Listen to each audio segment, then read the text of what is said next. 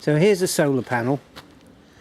It's the glass is cracked or crazed, and it's a 24 volt 25 volt panel, but that's not a problem.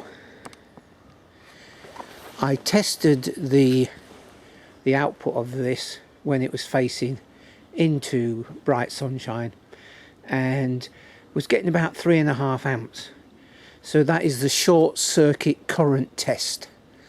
There's a description of this in my book, and also there'll be there's a video on testing solar panels in the wind and solar playlist.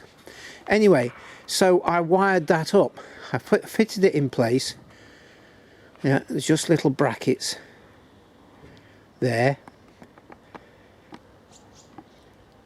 and there, and the brackets are screwed to the aluminium frame, and then these little brackets here that go down to that beam. So that's just fixed in place. And then what we have is a cable coming down to a charge controller, and it's a Stecker charge controller.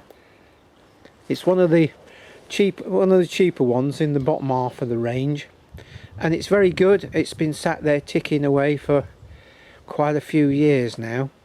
It has little LEDs to tell you what's going on, so I just put, as an addition, I put an amp meter there. Is it? No, it's a voltmeter, sorry. It's a voltmeter because it's directly across the battery. A voltmeter will tell you the health of the battery at a glance. Yeah, so let's just go and have a quick look at this Stecker. We'll get in a bit closer. And this is a pulse width modulated charge controller, which means it switches on and off quite quickly to keep the voltage down.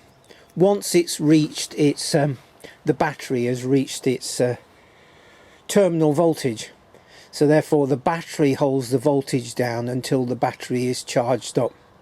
So it's not a maximum power point charge controller, because in that case, A, they're quite expensive, and B, you need quite a reasonable high voltage going in, say 48 volts going in to charge a 24 volt battery.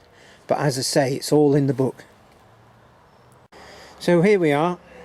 You can just about see the LED there, and there's an LED there that when it's up to voltage, etc., it flashes. And of course in the evening you can see those from quite a distance. So what we've got here is we've got the solar panel, positive and negative, get those the right way round.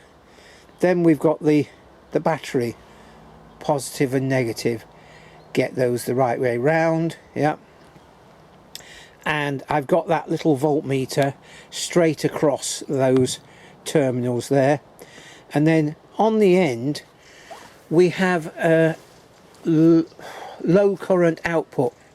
Now that is regulated, so therefore if somebody leaves a light on, yeah, rather than the power coming directly off the battery, yeah, and that way it would flatten the battery down to nothing, and the best way to kill a battery is to do exactly that. That output there switches off when you get sort of to 11 volts or something like that, which is perfect. Anyway, I really like this little Stecker, it's great. But the main thing about this video is you can use a 24 volt or even the 30 volt panel that have cracked glass, so therefore, you know, it gives something out. And of course sometimes you'll get cracked glass and you'll get a sort of 7 amps out of it on the short circuit current test, but this one's 3, and this one does perfectly with this because the charge controller controls the voltage. When you put a load across a solar panel, the bigger the load, the lower the voltage from the panel, to the point where you get a short circuit or short circuit across the panel, and you'll get current but virtually no volts. So these charge controllers will allow you to use a higher voltage panel on a lower voltage battery, and of course in this case it's 12 volts. And a lot of these Stecker charge controllers are multi-voltage. I don't think this one is, but a lot of them are dual voltage, and they can be 12 or 24, and of course they're self-sensing. So when you're connecting a charge controller up, you always connect the battery first. Get it the right way round, polarity wise. Connect the battery first, then connect the panels. Don't do it the other way round. Hopefully you found this interesting, and follow the links that I'll provide, and I will catch up with you soon. Cheers for now.